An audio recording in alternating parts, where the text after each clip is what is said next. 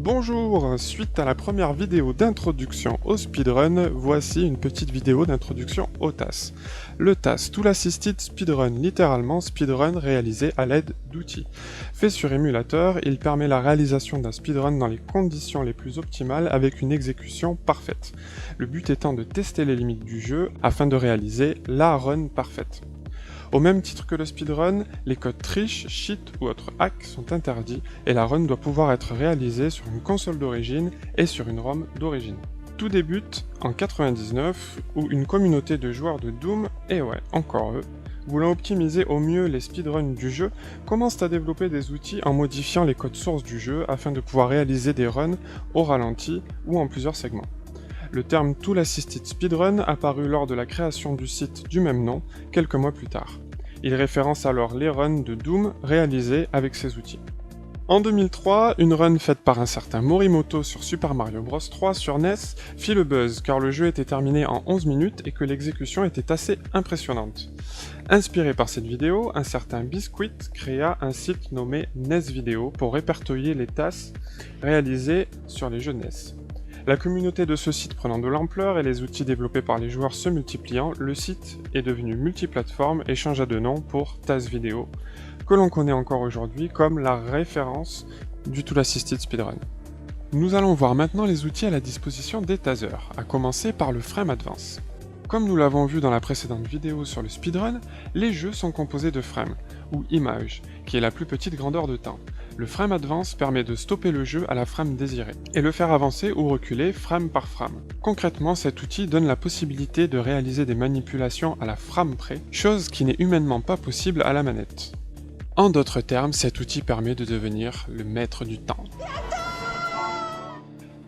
Le deuxième outil dont nous allons parler est le RAM Watch, qui est littéralement l'observateur de RAM, la RAM étant la mémoire vive de la console ou de l'émulateur.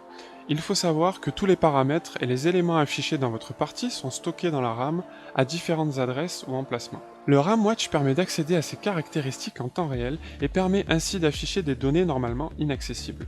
On peut par exemple afficher la vitesse de déplacement de notre personnage, le nombre de points de vie d'un ennemi et bien d'autres paramètres. Bien que ces données ne soient pas évidentes à déchiffrer et qu'on ne peut les trouver que très empiriquement, elles permettent de mieux comprendre le fonctionnement du jeu et de commencer à entrevoir la matrice. C'est l'élu.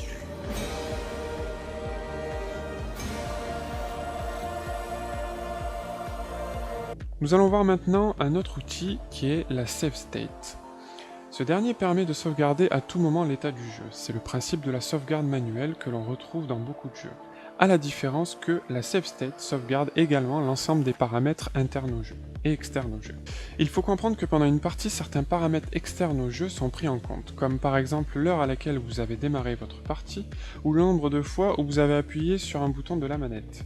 Si vous recommencez une partie de manière normale, il est certain que ces paramètres externes vont changer, et cela se répercutera sur votre partie.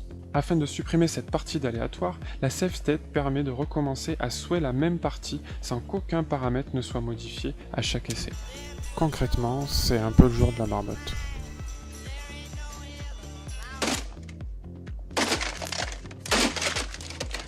Et nous terminons avec le dernier outil des tasers, l'Hex Editing. Lorsque vous réalisez une run sur un émulateur, ce dernier enregistre l'ensemble des touches qui sont appuyées à chaque frame, un peu comme une partition de musique dans laquelle serait écrite chaque input réalisé. L'intérêt de cet outil est que l'on peut éditer cette partition afin de pouvoir optimiser au mieux la run. On peut également la sauvegarder sous la forme d'un fichier. Lors de la validation d'un speedrun afin de le rendre officiel, c'est ce fichier qui fait foi car il doit pouvoir donner les mêmes résultats quel que soit le matériel utilisé. Voilà pour cette petite introduction au TAS. Je vous retrouve dans une prochaine vidéo où je parlerai des notions de base par rapport au jeu, notamment la RNG, les hitbox et autre chose. N'hésitez pas à mettre des commentaires, à vous abonner, à mettre des pouces, et je vous dis à très vite pour de prochaines vidéos.